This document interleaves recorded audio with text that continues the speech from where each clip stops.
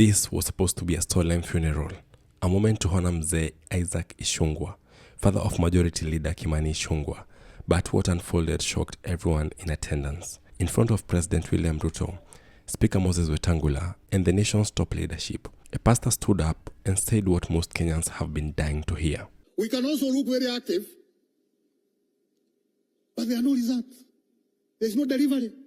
And the timing couldn't be more powerful.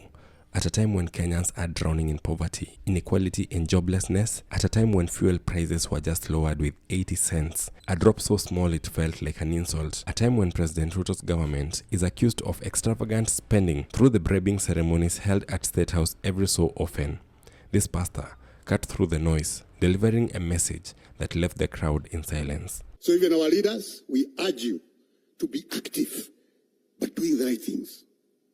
Focus on what you are required to do. The burial ceremony had already turned political, leaders making jokes. But I want to tell Ichungwa, I've seen two things that we are not doing very well. One is that driving. One time you drove me from Parliament to a meeting in Lavington.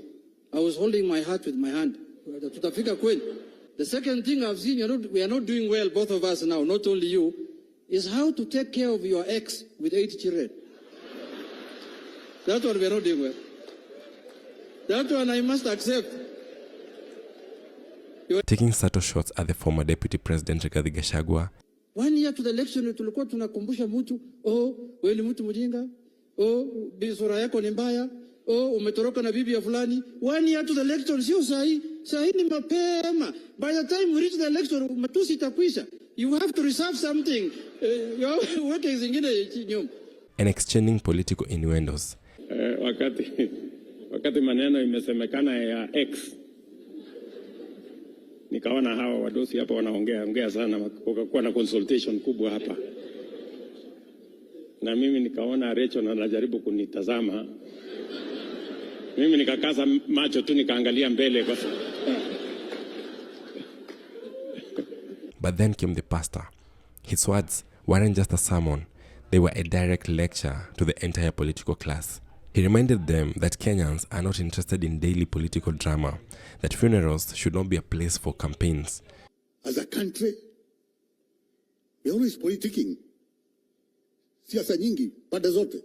Hawa wanasema hivi, hawa wanasema hivi. Kelele pande hii, kelele pande hii. Yesu akitokea atatuambia nini? Hiyo makelele inaleta faida gani kwa nchi?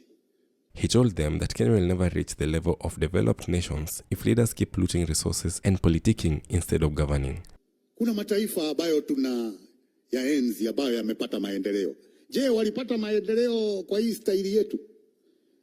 Ya kelele pande hii, ya kujibizana, ya kulimana, ya kuagushana, ya kupakana hivyo ndivyo mataifa hayo tunayoenzi yalivyopata kuendelea. Kwa hivyo tunaweza kuonekana kama kuna jambo tunalolitenda, ukweli ni kwamba hakuna hatua tunayopiga, tunazunguka tu. This wasn't just preaching. It was confrontational because right there in front of Ruto himself, the pastor echoed what Kenyans say every day on social media. Unaweza mfugia mdudu mahali ukafunga labda kwa chupa ukamfugia hapo. Hawezi toka, lakini anazunguka ndani ya chupa. Anafanya hatua, anazunguka, anadhania kuna kitu atafanya, hata karibuni atatokea. But the truth is that the insect is trapped. It cannot leave that situation. But it cannot be accused of inactivity. It cannot be accused of doing nothing. Anazunguka ndani, anazunguka, lakini hakuna jambo linalofanyika. We can also look very active, but there are no results. There is no delivery. Therefore, we must be active and doing the right things. Again, we cannot afford to be inactive. The question is, will President Ruto and his team listen? Or will these two be drowned out in the endless noise of Kenya's politics? Because one thing is clear, Kenyans are watching and their patience is running out. Subscribe.